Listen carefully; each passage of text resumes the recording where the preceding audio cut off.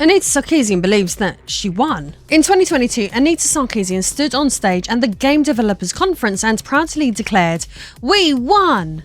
For those who followed the Gamergate drama, those two words summed up a decade of activism, influence and controversy that contributed to reshaping the gaming industry in ways that her detractors far from agreed with. But upon closer inspection, the victory she was celebrating wasn't necessarily the triumph she thought it was, because the truth is that when you look at the state of the industry today, the mass layoffs, the lifeless, overpriced, optics-driven games, and the endless cycle of moral posturing, it's hard not to wonder what exactly was won here. We traded risk for regulation, creativity for compliance, and imagination for ideology. The same medium that once thrived on rebellion now treats every creative decision like a legal liability. Sarkeesian claimed victory, and the industry applauded her for it. But in the years that have since followed, those applause lines turned into warning signs. Projects that failed, studios that folded, and players who quietly stopped caring. So yes, she won. If this is what victory looks like, then maybe it's time to ask the uncomfortable question her supporters don't want to hear. When winning means creative collapse, was it ever really a win at all?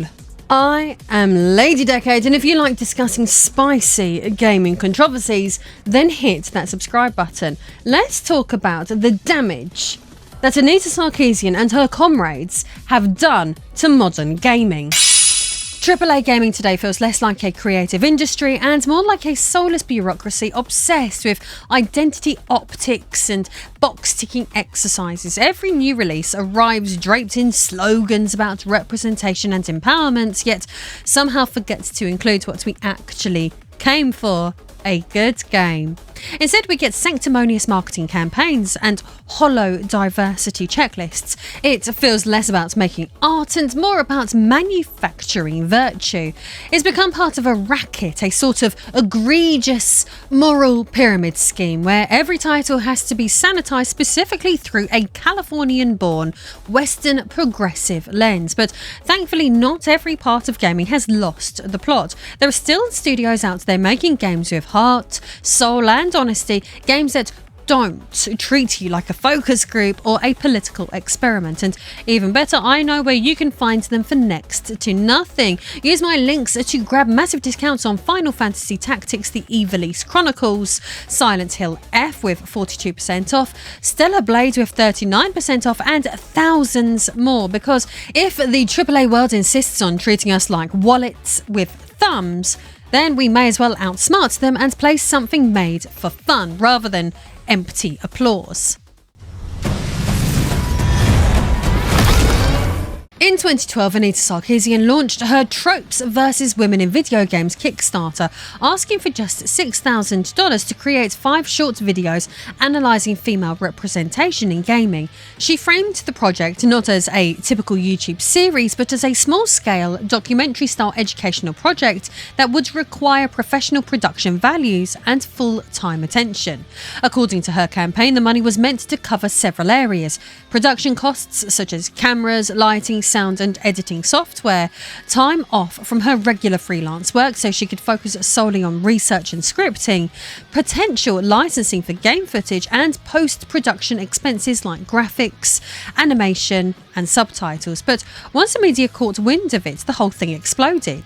The campaign went viral and raised more than $150,000, far exceeding that initial goal. That money didn't just fund a video series, it funded a career. Overnight, Sarkeesian transformed from a self-styled critic into a professional activist armed with a war chest and a growing network of journalists eager to amplify her message. It was the birth of a new online era for gaming, one where outrage, not artistry, began to steer the conversation around gaming. The finished videos she produced were basic in presentation and released slowly over several years. Many critics later questioned where all that money went, arguing that she could have produced these series for a fraction of the amount, especially compared to creators who consistently put out multiple, more in-depth videos each week with minimal funding. Predictably, there was backlash, and Sarkeesian handled it exactly as you'd expect, by positioning herself as the face of victimhood. Any criticism of her ideas was lumped in with the worst of the internet's behaviour, and just like that, she became untouchable in gaming journalism. To question her wasn't to disagree, it was to declare yourself a part of a misogyny problem. That perception of persecution became her ticket into the industry's highest boardrooms. While the public was arguing about her YouTube videos, publishers like EA and DICE were inviting her in for consultations, terrified of being the next target of a moral scandal. What had begun as YouTube commentary had quickly turned into corporate doctrine, a form of ideological insurance against bad headlines. Once Sarkeesian realised there was far more money in preaching about games than actually playing them, the next logical step was to turn criticism into consultancy, and by the mid-2010s, that's exactly what happened. She went from standing outside the industry throwing stones to being welcomed inside as a supposed expert on how to fix it. The first major studio to roll out the red carpet was DICE in 2012. While promoting Battlefield 3, the company proudly hosted Sarkeesian for a seminar on gender and representation. 6 years later, that partnership came full circle with Battlefield 5, the game that would become synonymous with the phrase, "get on the right side of history." It was meant to prove that representation could modernise the franchise, but instead it just tanked. DICE's Patrick Soderlund dismissed player criticism, saying, "Either accept it or don't buy the game. I'm fine with either or." Players took him at his word, and Battlefield 5 sold more than 1 million copies below expectations, and Soderlund quietly left EA soon after. What DICE learned the hard way was that audiences don't like being lectured to, and ideological posturing doesn't sell units. Over at Arcane Studios, the same logic took hold. Dishonored 2 director Harvey Smith openly cited Sarkeesian's work when explaining his approach to female characters, claiming her critiques had opened his eyes, and even said, "I'll take it to my grave." Yet that creative awakening didn't translate into a commercial one. Despite critical praise, sales fell by 38% compared to the original. Arcane had poured its soul into the kind of moral posturing critics loved and players ignored, and ended up punished for it. But wait, there's more. When Mirror's Edge Catalyst was announced, fans quickly noticed how Faith, the protagonist, had been redesigned, her original look stripped of personality in favour of something more grounded. EA denied that Sarkeesian had any direct input, but the fingerprints were obvious. The new Faith was a product of corporate risk management, a character sanded down to fit a spreadsheet definition of empowerment, and once again sales reflected the enthusiasm of precisely nobody. One by one, the studios that embraced this new gospel of representation discovered the same pattern. The consultants didn't just advise, they rewired how these companies thought about risk. Every creative decision became a political calculation. Every meeting started with the question, "Will this offend someone?" And the results speak for themselves. Franchises that once defined generations all found themselves limping into obscurity, casualties of an industry that swapped imagination for image management.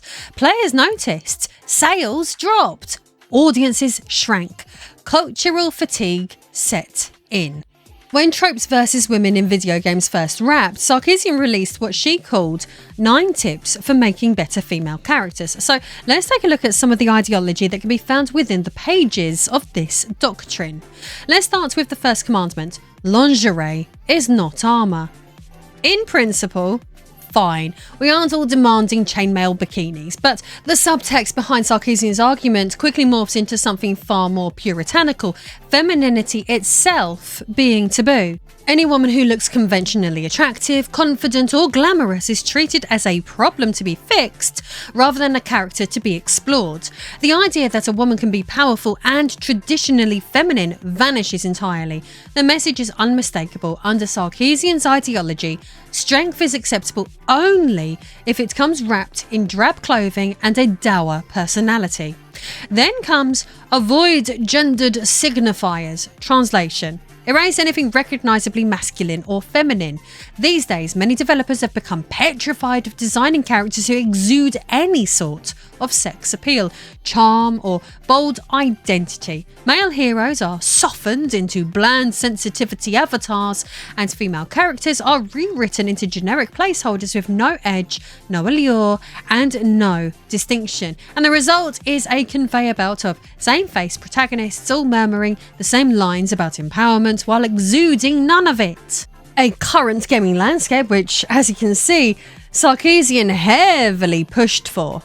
The next set of edicts, so equal screen time and gender parity, dragged storytelling straight into the realm of corporate spreadsheets. Instead of writing memorable, well-rounded characters, studios now obsess over quotas. How many women per scene? How many lines of dialogue each gets? How many seconds of screen time are allotted to each gender? Representation stopped being an organic part of world building and has turned into an accounting exercise, just like Anita pushed for in her book. Even don't use violence against women as motivation, perhaps the most well-intentioned rule of all, ended up strangling narrative freedom. It effectively banned some of the most powerful emotional themes in storytelling, so loss, grief, revenge, and redemption. Writers have grown terrified of exploring tragedy for fear of being branded misogynists, and games once fueled by raw human emotion have been scrubbed clean of anything that might provoke outrage. Taken together, the doctrines of tropes versus women don't expand creativity, they fence it in. What is claimed to be an argument for inclusion is being used as an instruction manual for sanitization, replacing art with ideology and passion with paperwork. If you'd rather celebrate the era before all of this nonsense, when developers made bold, unapologetic games that didn't need a think tank's approval, join me over on my other channel, Lady Arcade. It's where we revisit the creativity, colour and unfiltered joy that defined gaming's golden age, back when developers made art for players and not for approval ratings. We have looked at the Sega Saturn, the Dreamcast, the Vectrix, and so many more. It's still a brand new channel, so I'd love to hear from you over there. The irony, of course, is that the women who inspired players long before Sarkeesian ever appeared, characters like Bayonetta, Lara Croft, and Chun-Li, never needed saving from sexism. They were the icons. Bayonetta was confident, sexual, absurd, and powerful, turning the male gaze into a weapon. The context, as usual, didn't matter, only the outrage did. What Sarkeesian's tips really achieved was the death of interpretation. Everything became surface level, moralistic, and depressingly literal. A generation of writers stopped asking, does this make the story better? And started asking, oh, will this survive Twitter? And that's how 9 bullet points on a website contributed to a decade of creative paralysis. Thanks, Anita. By the mid-2020s, Anita Sarkeesian's talking points had evolved into a full-blown industry. What began as moral has become a profitable ecosystem of diversity consultants, professional middlemen who sell reassurance to corporations terrified of social media outrage. We, of course, all know about Sweet Baby Inc., the Canadian consultancy that's marketed itself as a bridge between creators and audiences, promising to make stories more authentic and inclusive, when, in reality, they are not against bad design or poor writing, but against selling the idea that they can mitigate offence. Companies like this have grown rapidly by embedding themselves into every corner of the AAA space. As a result, consultants now hold the creative authority once reserved for directors and writers. They don't make art, they moderate it, and the result is the same flavourless corporate tone that dominates so many Western releases today. Terrified of nuance and allergic to humour of any kind and utterly devoid of risk. The reason why it feels like every character is being written by a committee is because, well, you know, in many cases they bloody well have been. What Sarkeesian started as a cultural critique has metastasized into a corporate reflex. The fear of being seen as offensive has become stronger than the desire to be original. Studios no longer create worlds, they're curating messages. And when that happens, the authenticity dies, because art built on fear can never really, ever be able to tell the truth. But despite all of this, the market is doing what it always does, correcting itself. We saw early cracks with the likes of Battlefield 5, then came The Last of Us Part 2, a technical masterpiece that nevertheless ignited an ideological firestorm. Rather than celebrate its visual brilliance, the conversation was dominated by moral posturing. Sony's marketing revolved around its bravery instead of its gameplay, and the discourse drowned the artistry. It still sold, but the brand damage has lingered. Even its own creators later admitted that parts of the audience felt betrayed. And Forspoken, that's another one which followed in 2023, a game that seemed assembled entirely from modern industry talking points. Representation focus tested to death, dialogue that sounded like a PR team trying to sound young, and world design that felt algorithmically safe. It flopped so hard that Square Enix shut down Luminous Productions within months of release. Then came the absolute banger, Suicide Squad Kill the Justice League, the most damning example yet of the industry's new paralysis. Rocksteady, once a beacon of creativity, spent almost a decade producing a live service shell of its former glory, soulless, cynical, and already outdated by launch. The backlash was so fierce that Warner Bros. Recorded a $200 million impairment in its earnings report. Within weeks, the Steam player count fell to 118 concurrent users. And then, of course, there was Concord, Sony's supposed flagship multiplayer title, a project that looked like it'd been created by a diversity committee in a boardroom and immediately met with one of the most hostile receptions in PlayStation's history. It launched with 697 concurrent players on Steam, reportedly lost up to $400 million and then shut its servers down after just 14 days. And the pattern is far from isolated. Dustborn debuted to 83 players and grossed under $100,000. Dragon Age: The Veilguard is tracking at 1.5 million sales versus the 3 million expected, and Unknown 9 recorded 169 players worldwide with 0 physical sales through GameStop's online store. Meanwhile, across the wider industry, more than 45,000 jobs have been lost since 2022, a record-breaking 8,619 cuts in Q1 2024 alone, and over $1 billion in documented losses throughout 2024. Studios like Volition, Arcane Austin, Ready at Dawn and Pixel Opus have all been shuttered. Much of modern gaming is a complete disaster, Anita. The real tragedy is that this collapse was entirely predictable. I mean, why do you think everyone was so angry? Creative risk was replaced by moral safety, and the result was commercial suicide. And what's really stupid is that players actually aren't opposed to representation or new ideas. They're opposed to being sold corporate virtue disguised as art. Investors, meanwhile, learned all the wrong lessons. They began valuing optics over innovation, judging projects not by the worlds that they built, but by the hashtags that they wanted to avoid. Studios started hiring consultants instead of visionaries, writing apologies instead of stories, and treating their own fans like liabilities. This is the market correction that no one in the industry wants to admit. Not a rebellion against progress, but a rebellion against mediocrity. Players didn't stop caring about games. They stopped caring about propaganda dressed up as them. And by this point, the damage has already been done. I don't know how are we meant to go back from this? The industry is now trapped in its own ideological feedback loop, a system that rewards moral performance instead of creative progress. And the irony, of course, is that trying to desperately avoid offending anyone, well, these studios have ended up offending everyone's intelligence instead. Players don't need to be spoon-fed moral lessons, they need to be entertained. But entertainment has become secondary to signalling. So Sarkeesian's rhetoric may have started it, but it was the fear of that rhetoric that kept it alive. Her ideas became currency, traded between studios that would rather buy ideological insurance than make something honest. And that there is the bitter punchline. None of this made gaming more inclusive, it just made it less interesting. Every time a publisher scrubs out a joke, tones down a character, or reworks a story to satisfy a checklist, they call it progress. But the real progress doesn't come from fear, it comes from courage. And the courage to make something authentic, even if it ruffles a few feathers. And until that courage returns, the medium will keep circling the same ideological drain, mistaking conformity for compassion and applause, their own self-applause by the way, for achievement.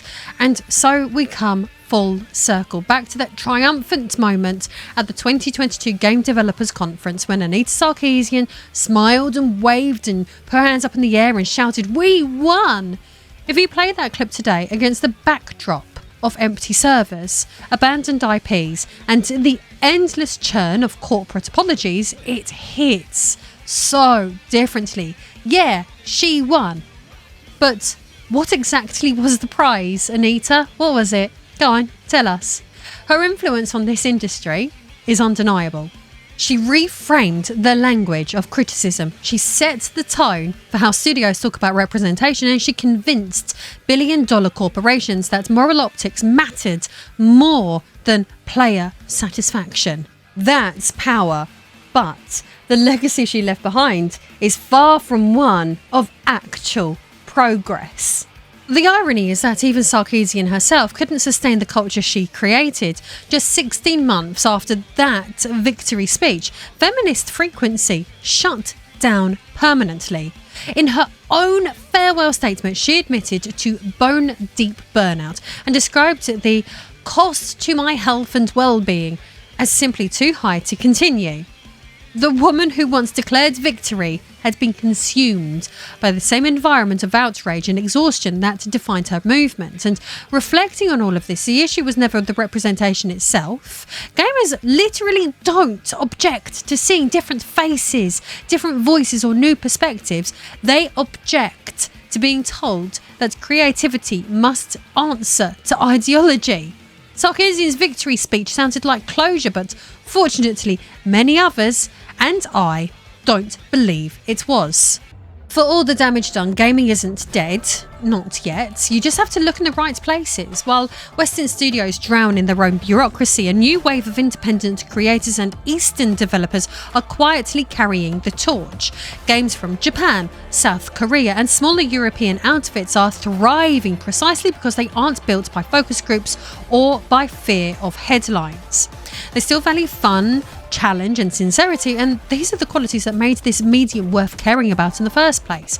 And you can feel it in the passion behind Black Myth Wukong, the unapologetic energy of Stellar Blade, and even the runaway success of indies like Helldivers 2, Balatro, Manor Lords, and Lethal Company, Expedition 33. These games prove that authenticity still sells and always will, and that the heart of gaming never really belonged to the boardrooms, it's always belonged to the players.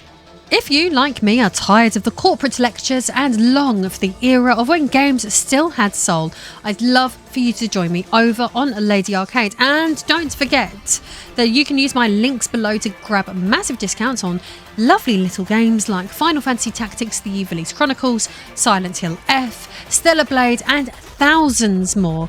Or if you enjoyed today's upload and want to support what I do in a more personal way, access my behind the scenes cosplay library and more by becoming a backer over on Patreon. I'll see you all again very soon.